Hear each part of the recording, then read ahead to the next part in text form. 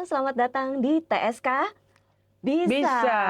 Dan TSK Bisa pada episode kali ini kita kedatangan narasumber lagi nih, Widya Iswara Ahli Madya dari Pusbangkom TSK ASN Lembaga Administrasi Negara. Beliau adalah Ibu Mary Hasibuan. Dan episode kali ini kita akan sedikit membahas ya tentang 11 kompetensi yang wajib dimiliki oleh seorang coach menurut ICF nih. Nah, ICF itu apa dan kenapa harus ada kompetensi ini ya? Mari kita ngobrol-ngobrol bersama Ibu Mary Hasibuan. Selamat pagi nih Bu Mary Hasibuan nih. Selamat pagi, Apa Mbak kabarnya Bu Uli. Mary? Luar biasa. Luar biasa, setiap hari memang harus luar biasa ya Bu Iya, ya.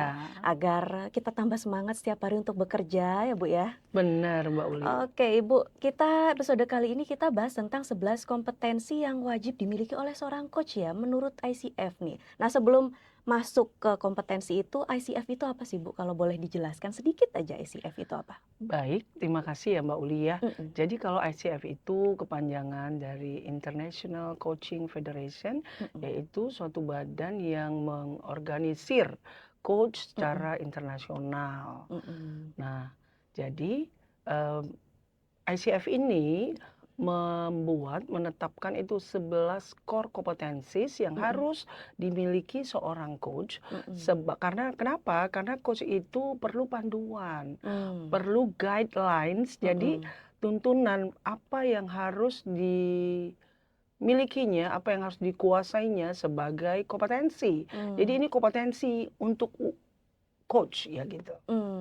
Kompetensinya apa aja ya Bu ya kalau boleh tahu? Ada banyak ya, ada 11 ya Bu ya. Kalau boleh dijelaskan nih Bu, episode kali ini apa saja itu Bu kompetensinya? Baik, kompetensinya itu kalau Mm-mm. dibagi ada 4 bagian ya, bagian besar. Oke, 4 Yang bagian. pertama itu setting foundation, Mm-mm. yang kedua itu adalah co-creating relationship, membangun hubungan, Mm-mm. dan yang ketiga itu adalah communicating effectively, Mm-mm. bagaimana berkomunikasi dengan efektif, Mm-mm. dan yang keempat adalah facilitating learning and result, Mm. memfasilitasi pembelajaran dan hasil. Nah, itu ada 4 bagian besar. Oke, 4 bagian besar berarti setiap bagiannya masing-masing ada kompetensinya sendiri ya Bu ya. Nah kita bahas nih yang bagian pertama. Yang bagian pertama itu tadi adalah setting the foundation Bu, Iya. betul? Baik, itu terdiri dari apa aja Bu? Yang pertama? Yang pertama itu adalah meeting ethical guidelines Mm-mm. dan professional standard. Nah, Mm-mm. yang kedua itu adalah establishing coaching agreement. Nah, Mm-mm. saya boleh jelaskan yang pertama ya. Boleh, boleh, Nah, boleh. yang pertama itu bagaimana seorang coach ya. Mm-mm. Coach itu harus memiliki standar profesional Mm-mm. dan panduan etika meeting gitu, bagaimana pertemuan coachingnya ya. Mm-mm. Nah, di sini ada kalau menurut International Association of Coaching, Mm-mm. jadi ada beberapa kode etiknya. Mm-mm. Kode etiknya itu salah satunya adalah dia harus punya kompetensi. Mm-mm. Kompetensinya itu kompetensi yang harus dimiliki coach. Mm-mm. Nah, itulah yang tadi yang 11 core competencies. Mm-mm. Yang kedua, dia non-discrimination. Mm-mm. Jadi seorang coach nggak boleh diskriminasi dengan orang lain, baik dari bagi coachnya ya, kliennya, baik itu dari segi agamanya, sukunya, jenis kulitnya, latar belakang keluarganya, bahkan jenis kelaminnya. Mungkin juga kalau yang datang itu disability, Mm-mm. orang yang disabilitas, kita nggak boleh diskriminasi, kita harus terima gitu. Seperti itu contohnya. Nah, yang ketiga, dia harus punya integritas ya, integritas. Jadi integritasnya itu seorang coach tuh harus jujur, harus adil, dia nggak harus bersifat, kalau dibilangnya rahasia ya rahasia gitu ya. Nah, dia tidak boleh menerima apapun dari coachingnya. Seperti itu, misalnya terima kuota, ya kan, tiket pesawat atau ya uang dan sebagainya yang mengganggu integritasnya. Jadi dia harus punya integritas di dalam dirinya sehingga dia bisa menularkan integritas itu kepada coachingnya. Seperti itu ya. Nah, kemudian tadi yang 3. 3 ya. Iya. Yang keempat itu Mbak Uli adalah dia harus punya professional responsibility. Jadi dia punya tanggung jawab secara profesional. Kalau dia sudah mulai mengcoach, harus bertanggung jawab sampai akhir. Jangan putus di tengah jalan. Nah, yang kelima ya, kalau nggak salah ya Mbak Uli Iya, ya. betul. Yang kelima itu adalah respect kepada human rights ya dan dignity. Nah, ini seorang coach harus bisa menghargai hak asasi manusia dan martabat orang lain, martabat kliennya. Nah, di sini dia bagaimana respect ya, harus menghormati gitu. Apa yang menjadi haknya, apa yang menjadi martabatnya, coach kita harus menghormati seperti itu. Nah, itu sekitar dari meeting ethical guidelines dan professional standarnya. Lalu yang kedua nih Mbak Uli adalah establishing coaching agreement. Di sini maksudnya membangun kesepakatan dalam coaching. Jadi kalau kita mulai coaching itu sebelumnya kita kasih format coachingnya ya, coaching form, coaching planningnya. Nah, di sini ada nama coachnya diisi ya, apa posisinya, siapa atasannya, coachnya siapa, posisinya apa, kapan mulainya. Nah, dari form coaching ini, format coaching ini, di situ ada goal to achieve, bagaimana mencapai tujuannya, kemudian area improvement, bagian-bagian mana yang perlu diperbaiki, ditingkatkan. Lalu ada dia juga ini Mbak Uli, ada juga dia sukses indikator, maksudnya bagaimana di level mana dia sekarang keberhasilannya. Baru ada juga support system itu misalnya ketika kita tahu siapa aja yang bisa mendukungnya, misalnya atasannya. Nah, bagi apa saja yang bisa Bapak Ibu perlu dari dukungan atasannya. Nah, jadi ada support sistemnya. Seperti itu misalnya. Nah, setelah itu kita mulai coaching nih, ya kan? Kita coaching, kita sebutkan time frame-nya berapa kali, atau saat ini kita 1 kali pertemuan, 2 kali 45 menit. Nah, kita mulai saya sampaikan time frame-nya, apa yang menjadi tadi ya goal to achieve-nya, apa yang mau diharapkannya, yang mau dicapainya, seperti itu ya. Nah, lalu ketika pertemuan kita mengatakan gini Mbak Uli, Ibu Uli misalnya nih ya, saat ini kita akan coaching ya, kita akan coaching 15 menit. Saya coachnya Mary, Mbak Uli coaching-nya, bagaimana? Setuju? Ya, setuju Bu. Nah, itu salah satu contoh dari coaching agreement ya. Nah, seperti itu Mbak, dari setting the foundation. Lalu setelah setting the foundation tadi, bagian yang kedua adalah co-creating the relationship ya Bu ya. Iya. Nah, ini bisa kita bahas juga nih. Itu ada berapa kompetensi di dalamnya Bu? Kalau saya nggak salah tuh ada 3, bener nggak Mbak Uli? 3 apa aja Bu? Oh, kalau gitu ada 3. Yang pertama itu 2 kalau nggak salah. Oh 2, baik. Yang pertama itu building trust and intimacy within client. Yang kedua adalah coaching presence. Nah, baik ya, yang pertama dari yang bagian kedua ini akan saya sampaikan. Nah, kalau dia establishing trust and intimacy, nah ini Mbak Uli kita harus membangun kepercayaan dan kenyamanan kepada coach. Nah, pertama kali kita harus sampaikan kepada beliau ini bahwa ada baiknya kita coaching ya sekarang gitu ya. Lalu kita katakan, kita berilah waktu 2 atau 3 menit kita membangun suasana. Bagaimana Ibu Uli kabarnya hari ini di kantor? Keluarga bagaimana Bu? Nah, kalau dia mengatakan baik, oke. Nah, Bu Uli kita sampaikan juga bahwa ini rahasia. Lalu saya katakan, Mbak Uli, pertemuan kita ini hanya saya yang tahu. Mbak Uli nggak perlu khawatir, saya akan keep di saya saja, apa yang Mbak Uli sampaikan ceritakan apa saja. Saya tidak akan membocorkannya kepada orang lain. Apakah Mbak Uli percaya dengan saya? Percaya, Ya, saya ini. percaya. Nah, di situ ya coaching establishing building trust and intimacy. Ya. Lalu yang keempat itu coaching presence. Nah, coaching presence ini adalah kehadiran coaching ya, coach ya.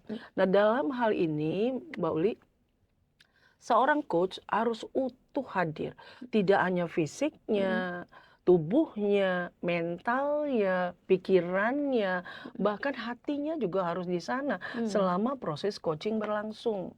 Nah, di sini dia harus fokus kepada siapa? Fokus kepada coachingnya, bukan kepada solusinya. Kalau coaching presence, Mbak Uli, kita nggak boleh terburu-buru. Misalnya nih, coachnya itu mau ada meeting lah, ya kan, mau ngajar lah.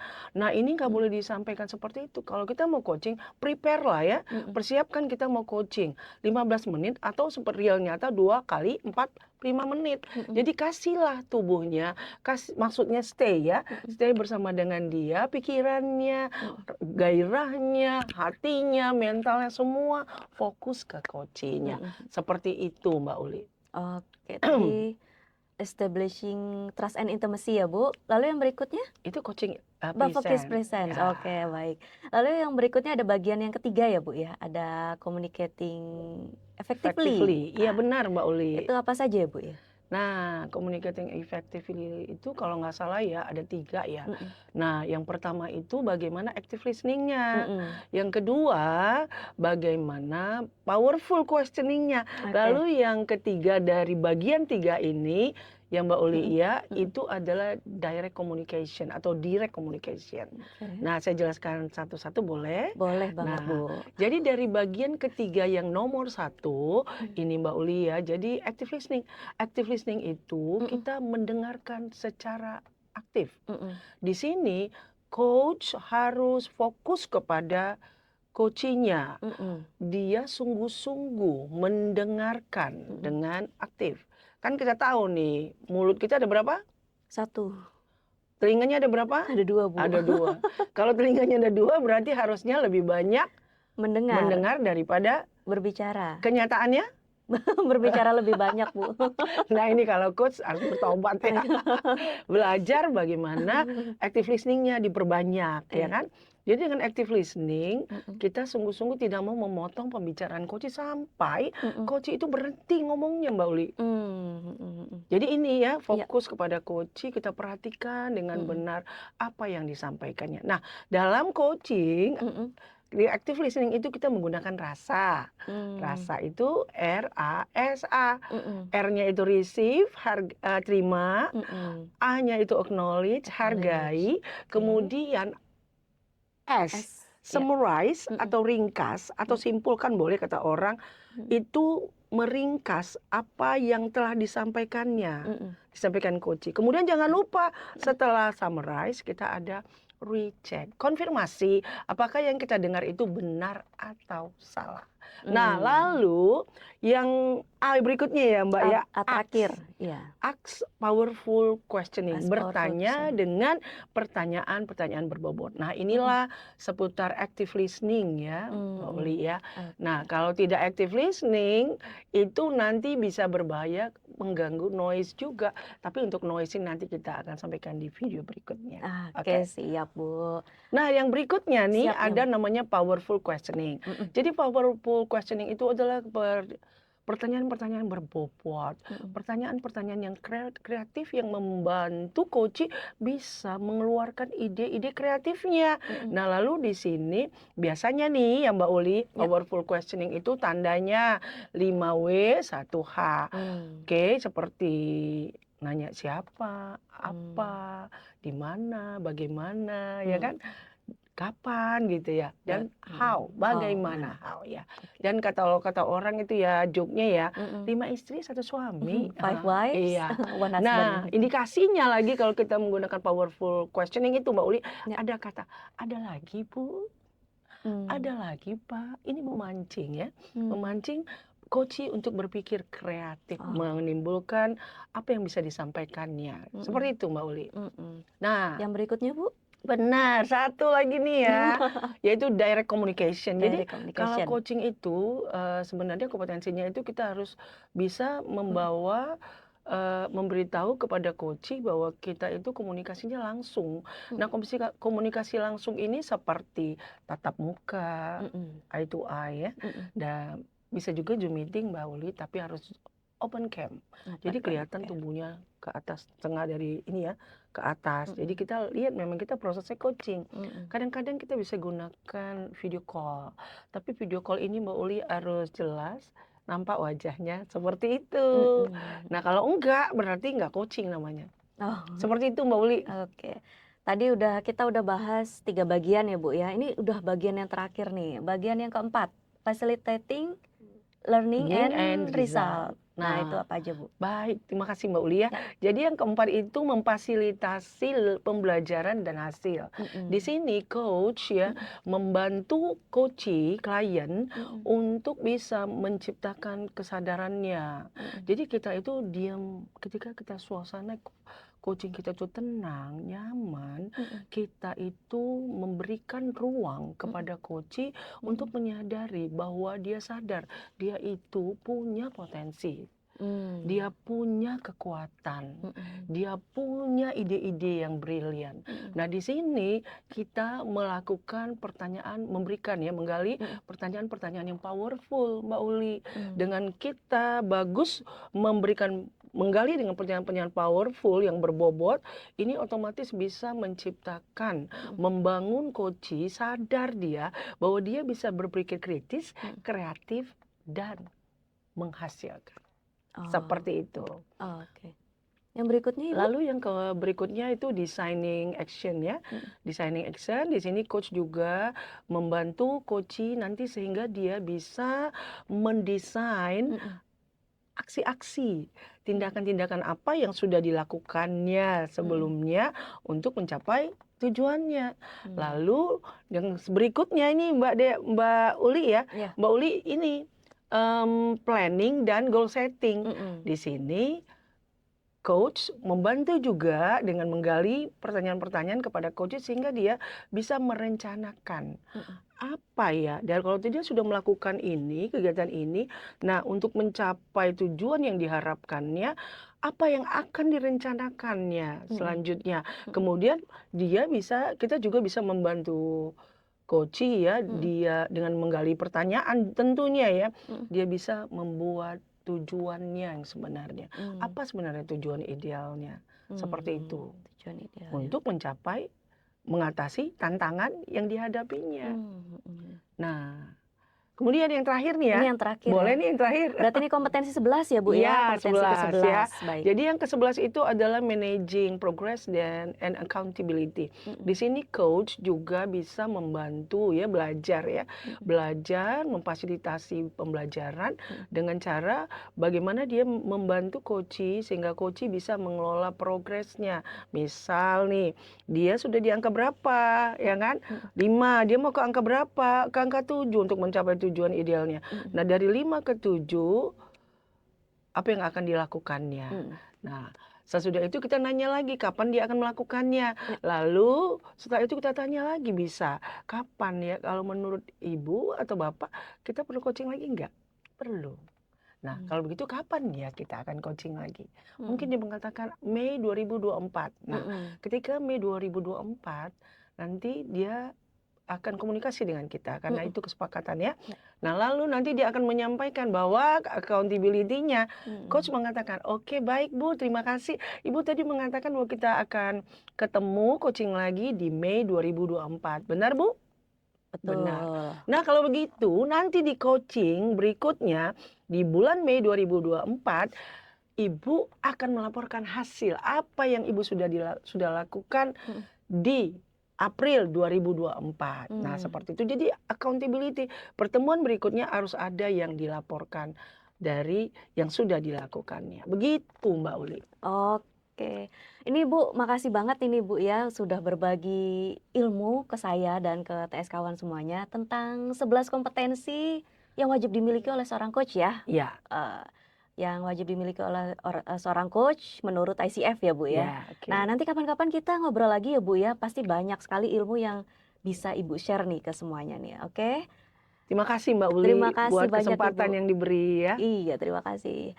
Ya, baik TSKawan tadi udah ngobrol-ngobrol bareng Ibu Mary Hasibuan, Widya Iswara Ahli Madya Pusbangkom TSKSN, Lembaga Administrasi Negara. Kita sudah berbicara mengenai 11 kompetensi yang wajib dimiliki oleh seorang coach. Dan episode berikutnya kita bakal ngobrol apa lagi ya. Tetap subscribe YouTube Pusbangkom TSKSN untuk tahu ilmu-ilmu dan info-info berikutnya. Wassalamualaikum warahmatullahi wabarakatuh.